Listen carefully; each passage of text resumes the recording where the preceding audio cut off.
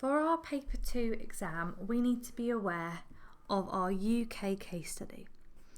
Now in this case study, we're going to look at a series of different ways that we are developing as a country, and we're going to be thinking about our economy. What is happening with our economy in the UK? What changes have happened? And how we have grown economically as a country since the 1800s. Now, the first thing that we need to be aware of, once we've got our beautiful outline of our UK, roughly something like this, the first thing that we need to be aware of is we need to be aware of how our economic scenario within the UK has changed. Because it has changed, and it's changed quite significantly. So, since the 1800s, we have had a massive shift in industry. So our main industry used to be the primary industry, with a lot of work in mining, farming and fishing, with places like the North and Cornwall being key places for coal mining within the UK. We then had the increase of machinery and people were moving out of farming, and this shift moved people into the secondary sector, where they started to work in factories, manufacturing products like steel and textiles. Then we saw a shift towards the tertiary sector. People started to earn more money in the secondary sector, and they needed somewhere to spend their disposable income. So we had this shift towards the tertiary sector, represented by my telephone. The final shift has been more recent in the 1980s and 1990s, and that's a move towards the quaternary sector. Now we've had this shift as a result of people earning more money, and we've got more people going to university and doing research and pharmaceutical design. But we've had this massive shift towards the quaternary sector, what's also known as the knowledge economy. Now, one of the places where we have a shift towards the quaternary sector is in our science parks, and one of them that we looked at was at Cambridge. Now, at this science park, which I represent with my test tube from science, we saw lots of different industries that are located there. Now, a science park is a particular site which has lots of these industries all located in one place. Now in Cambridge, this is really good. It's close to London. It's close linked to transport within the region. But also being in Cambridge, it's linked to the university. So there are lots of graduates that get jobs at Cambridge University and then go and work straight away in the science park. Now we also looked in Portsmouth, in our Portsmouth case study, at Lakeside. Now we also went there on our field trip. Now Lakeside is slightly different to Cambridge's science park. It's a business park. Now what that is it's lots of different businesses all working within the same building or in the same sort of space. Now they have IBM and Porsche working at this business park, Lakeside. Now, business parks are really good because the businesses working together helps to drive the multiplier effect by different businesses. For example, if you need a lawyer's and it's in your building, you can go to them, you can get a very quick assistance, and that quick assistance is leading to more money being made, and that's going to drive the multiplier effect. Also, Lakeside is going to offer tertiary and quaternary sector jobs, which would pay more, give more disposable income than the secondary and primary jobs. So we would expect to see the multiplier effect driven by new business like those at Lakeside that have been opened up, and a really good offer to the students that graduate from those universities that are located near. Now we have had a bit of a shift in industry. We've had a shift in industry towards things like Zoom and to finance. And that has had an impact on these places. Okay, so we sometimes don't need these business parks, these science parks, because a lot of that information can be done online now.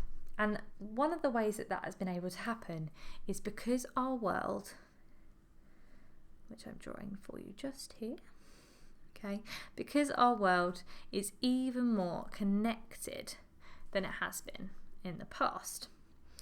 And what that means is it's much quicker to communicate, to travel, to get across the world, and it makes finance and Zoom, those tertiary and quaternary industries, much quicker and easier to do.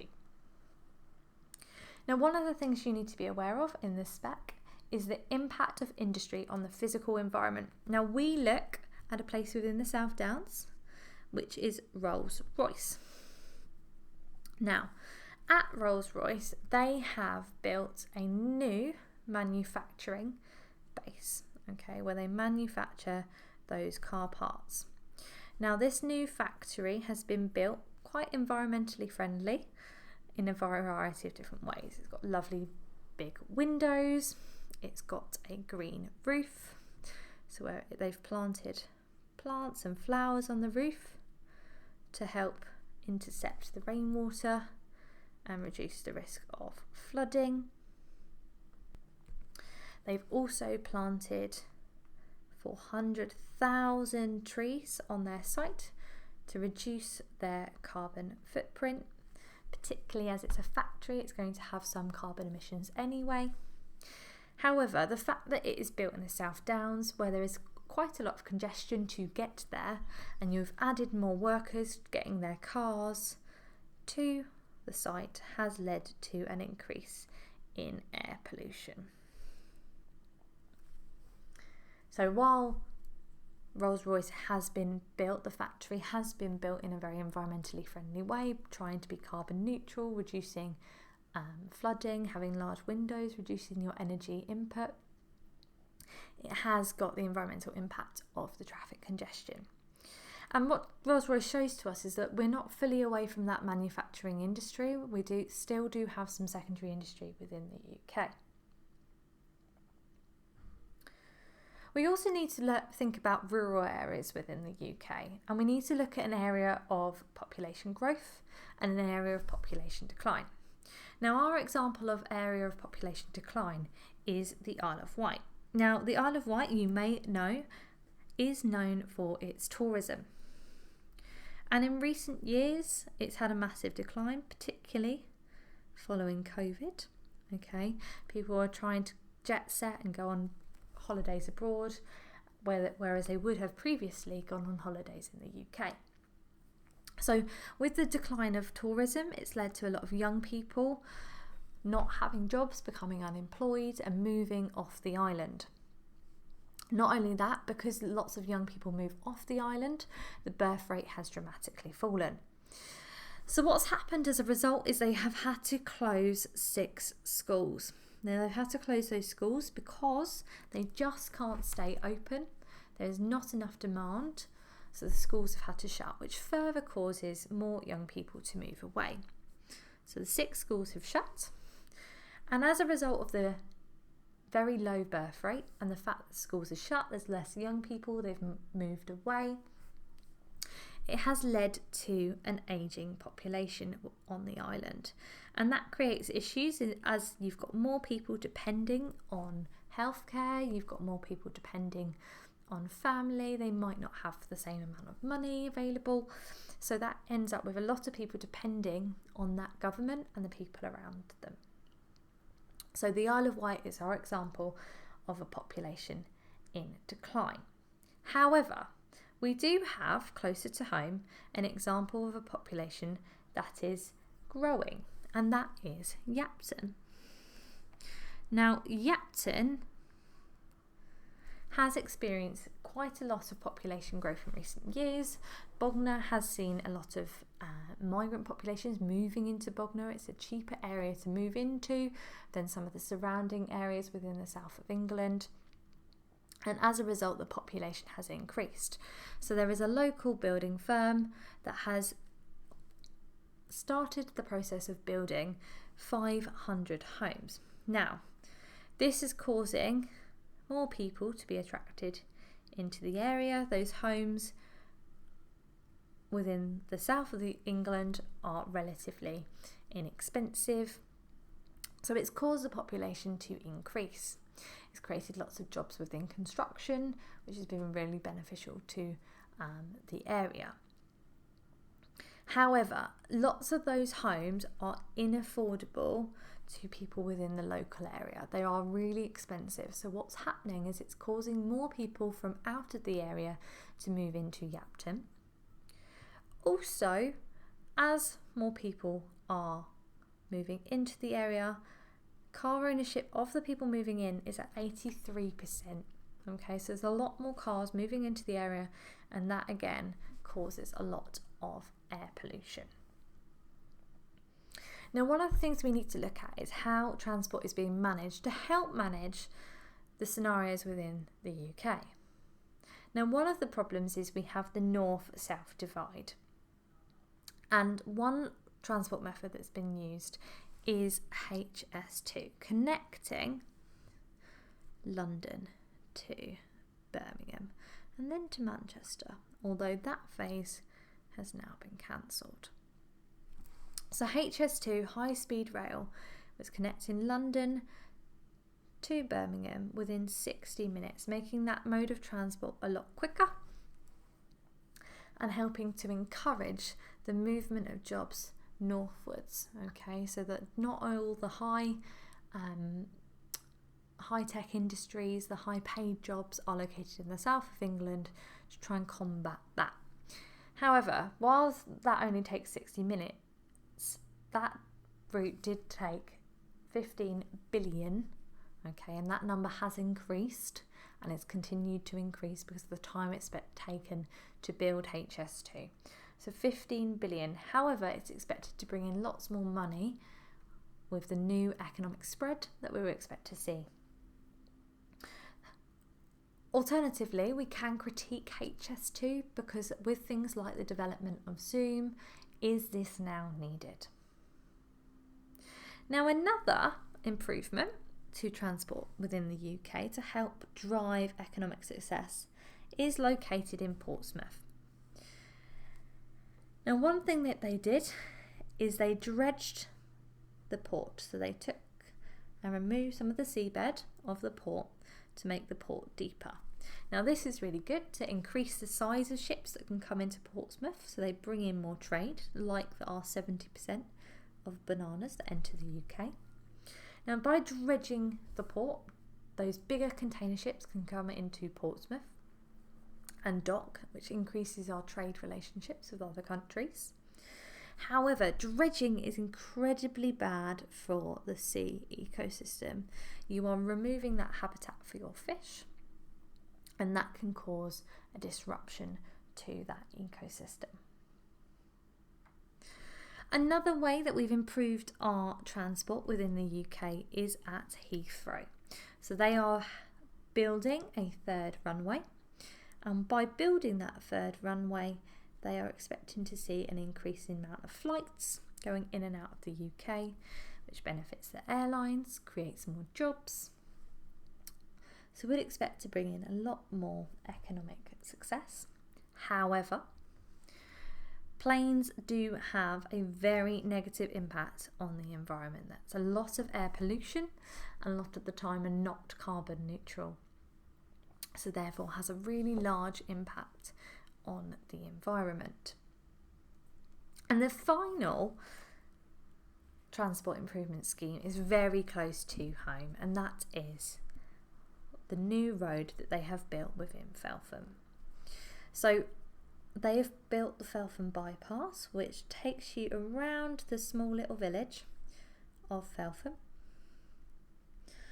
and has made transport around Bognor Regis.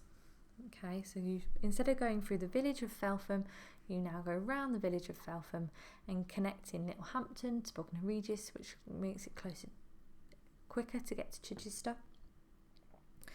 Now, that's been a massive benefit for the locals within the town of Feltham, because they've no longer got lots of cars travelling through and that has massively reduced the air pollution. So we've seen a massive improvement to air quality within the area. However, it took 5 years to build, and it was only predicted to take 4, and it did cost 28, nearly 30 million pounds. So it was a massive expense to those within the town. As previously mentioned, there is a divide, and it is debated as to where this is between the north and south, but it's roughly here. There is a north-south divide within the UK, what's known as the rich south and the poor north. Okay, now we can look at lots of different measures to review this difference, whether that be health, whether that be access to education, whether that be qualifications or job type. But if we look at the average wage in the north of England is 19,000, whereas in the south of the UK it's at 28,000 on average. Now this divide can lead to the multiplier effect in the south with higher disposable incomes, more investment into services and infrastructure, whereas in the north it leads to the spiral of decline, okay, where areas cannot get themselves out of this rut of decline.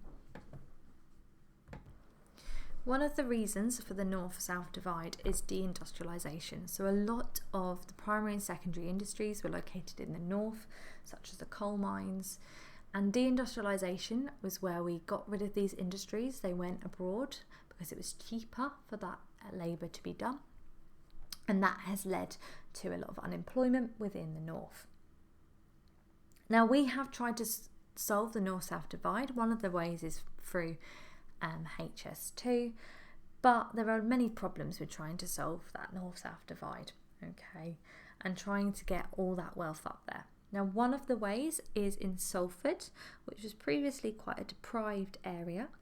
They have relocated Media City, so television programmes like the BBC have relocated there and try to promote that wealth within the area. However, there are massive limitations to that. So a lot of that wealth is stuck within Salford. It doesn't help the whole of the north of England, and a lot of that money goes towards the workers, and it's only particular workers that can get employed in those industries. So that means that it's not that work isn't available to everyone, and you need certain qualifications to be able to access it. So we also need to be able to know how we have connected to the rest of the world, and this really relates to the A-level spec of globalisation.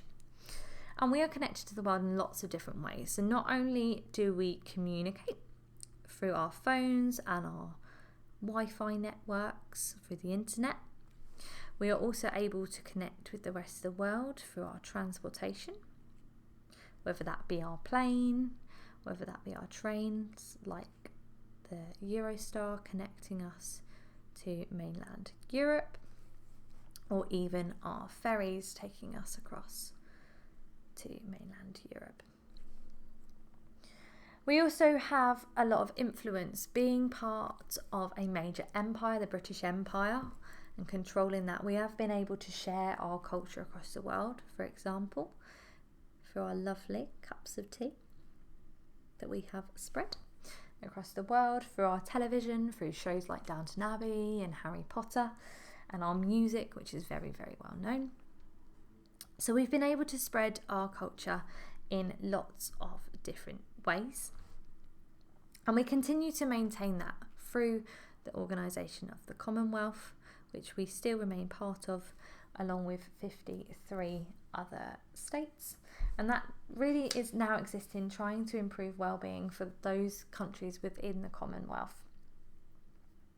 Now, we can't talk about our position politically without talking about the EU. Now, we have currently left the EU, which was a massive trade partner for us within the UK.